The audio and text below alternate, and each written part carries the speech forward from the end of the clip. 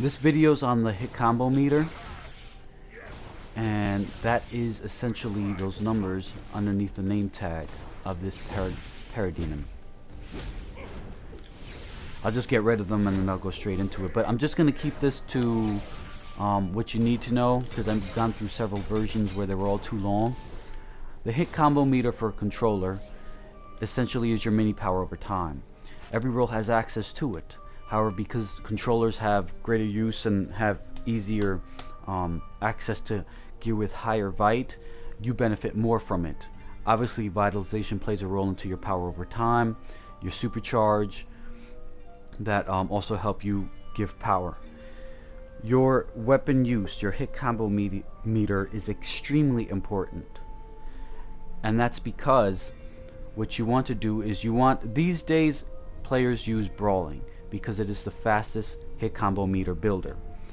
And years ago I made the discovery that by choosing a weapon that would build your hit combo meter faster, it was more practical for a controller to not only power themselves but power the team. You would build your supercharge faster, you would restore more power to yourself that you can give other teammates. Players knew about the whole, very few actually knew that weapons actually help you restore power. And you'll see that you might find the thread in the forums where I get into a heated debate with someone about using hand blasters and the practicality of it. Now it's brawling. Ever since weapon mastery was introduced, players figured that out and they went to popularize brawling, which it does work. You use brawling, it's the fastest hit combo meter builder. It'll get you to tier 2 in about, I think I put down 1.5 seconds. Tier 3 you'll reach in 3 seconds, and then tier 4 you'll reach in 6. Normally what you see controllers do is they'll do their brawling shuriken storm mastery and then immediately clip that with defib, and I'll show you that here, except there's no target for me to hit, so you're not going to see the weapon mastery bubble go off. It's essentially this. That's what they do. The problem with that is that sometimes, not all the time, it will register you and keep you in tier 1 if you clip it fast enough. It'll just give you 9 ticks of tier 1, and at my vitalization, which is 6791, that's restoring ticks of 80 to me. When you add that up, that's 720 power off of just hitting that one combo. Normally what you'll do is, in an instance, over the course of 5 seconds, and I'm saying 5 seconds because that's when pot gives you back power. In the course of one pot tick, which is 5 seconds, you will hit, by just reaching tier 1 and doing the shuriken storm into defib, you'll get 18 ticks of tier 1. And 18 ticks is essentially, at my vitalization, that's 1440. That's how much total power you've restored to yourself just using the weapon, the hit combo meter building. And then once the 5th second goes up, you'll get, my pot tick is 561. That was a crit, so I'll try to defib and you'll see my pot tick. So you add that amount from weapon regen restore, that's 1440 plus 561. That gives you a total of 2001. That's how much power you've essentially restored to yourself in 5 seconds. Now, when you are normally playing, some controllers, what they do is they just spam defib, the instant power heal. For gadgets, it's defib. For light, it's recharge. For mental, it's psychic empowerment. If you're just doing that, you'll come out with a surplus of about 205 power. And again, that's, I'm going by numbers using my vitalization, league proficiencies, my skill points, and all that being modded. That's the surplus, and that's only if you just literally spam defib. However, ideally you'll be casting your power over time, and you'll also want to be debuffing, and if necessary, controlling any NPCs. If you pop distract or something like that, that's obviously more power, and that starts to bring you into the negatives. You no longer bring in that tiny surplus. You start to run out of power, and that's a problem that many controllers run into, is that while just spamming defib is fine, eventually you have to do more, and that's what starts to essentially strain you. in order to combat this, what you want to do again is, in the past I had always recommended before weapon mastery that you get into tier 2, and those are the blue numbers on your hit combo meter, because that begins to restore more power to you. These days, again, you can get into tier 2 just doing one shuriken storm into defib, but you'd have to slow down a little, and ideally it's just, if you've made it a kind of a reflex, you already know when to hit it, and you're not really gonna change too much about that. But you can get away with going into tier 2. It takes 4 seconds to get into it, and ideally if you're running with players who are power conservative, and these days with power regen mechanics for DPS, that's not really an issue. The issue comes with a healer and a tank. If you have power spamming tanks and healers, which you can, by the way, prove mathematically that they're power spammers and they're not playing efficiently, essentially that they're not very power efficient and they're just not good at it, you can do that mathematically and shut them up. But obviously some players don't like to be proven wrong, so you'd have to go and just deal with it.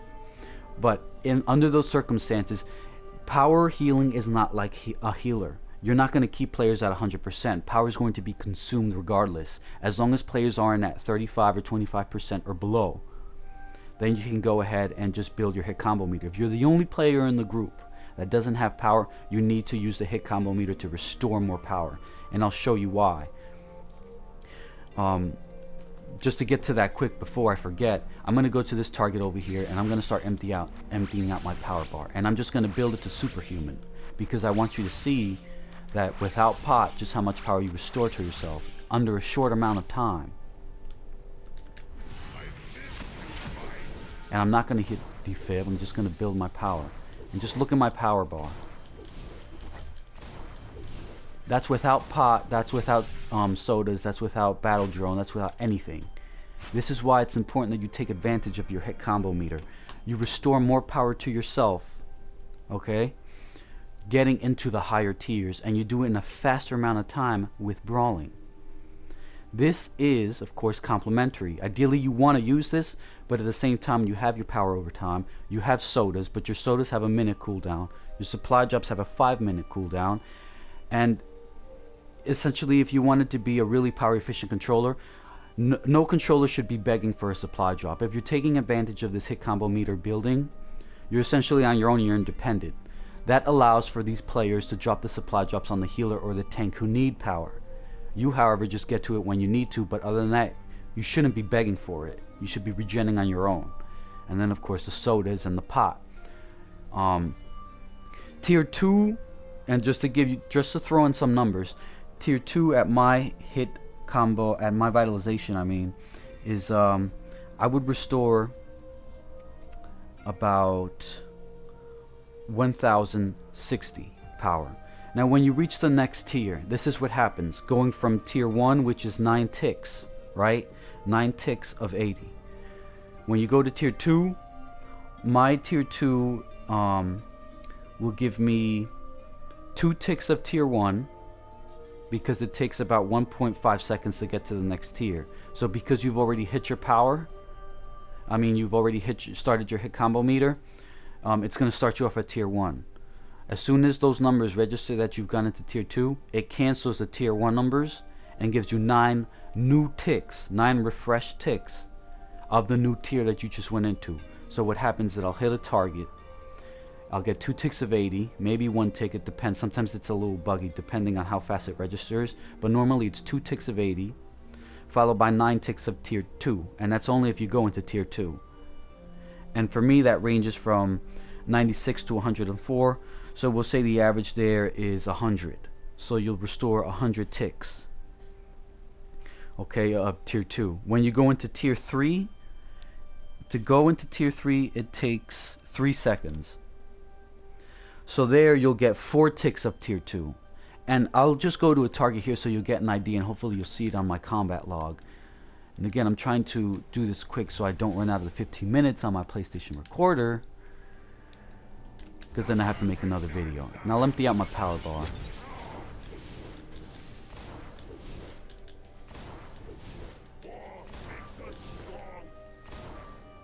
Hopefully there you saw it. Now right there you'll see right under that 160, that 80, that's where I started.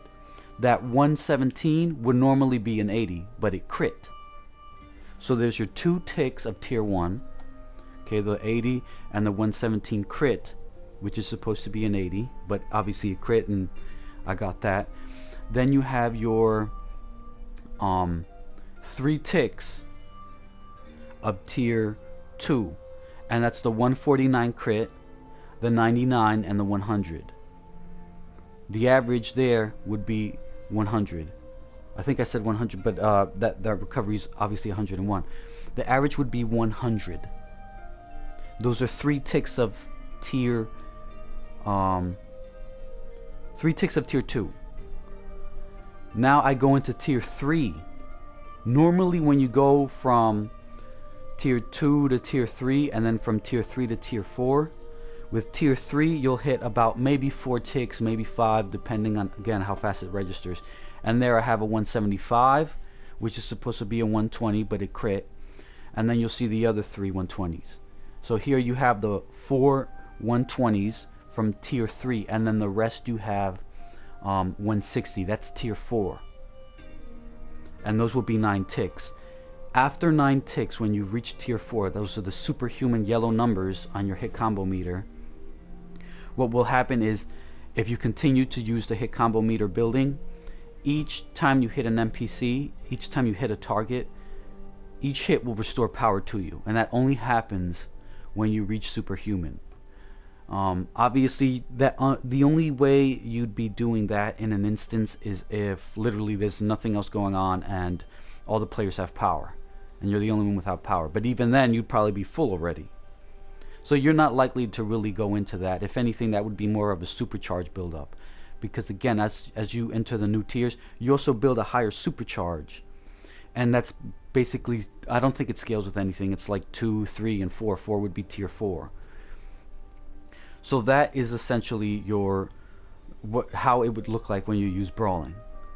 How fast you restore power to yourself, the tiers and how they kind of work over each other. It's every time you enter, again, a new tier, you give yourself 9 refresh ticks. Those ticks start over, scaling with the new tier that you enter. I'm thinking about throwing in some numbers, but I don't know if I have that much time to essentially keep this video short. But if you want to see some numbers, again, with my vitalization and with my power costs, I'll probably make a different video for that, or you could either comment on the YouTube page or in my gadgets thread. But I just wanted to make this video to show you that by entering the higher tiers, you restore more power to yourself. In other words, you're more independent, because some players struggle staying at tier 1, and in some cases even tier 2, because again, if you're entering these higher tiers, you're restoring more power to yourself. That's on top of your power over time. That gives you more power to debuff, more power to crowd control if necessary, and then pop anything like a defib, not a defib, a distract, or any other ability that you need to use for whatever the reason. So always make sure that you're taking advantage of the hit combo meter, and it's important that you know when you can take advantage of it. And that's when players are usually at half power, maybe 40% power. Those are usually good times to continue to build, especially if you have no power to give. If they're completely empty and you're empty too, and you don't have anything to give them, no supercharge, no supply drop, ask somebody if they have a supply drop. Otherwise, tell them that they got to be on their own for a few seconds, because you have to build your hit combo meter up so that you have power to give them.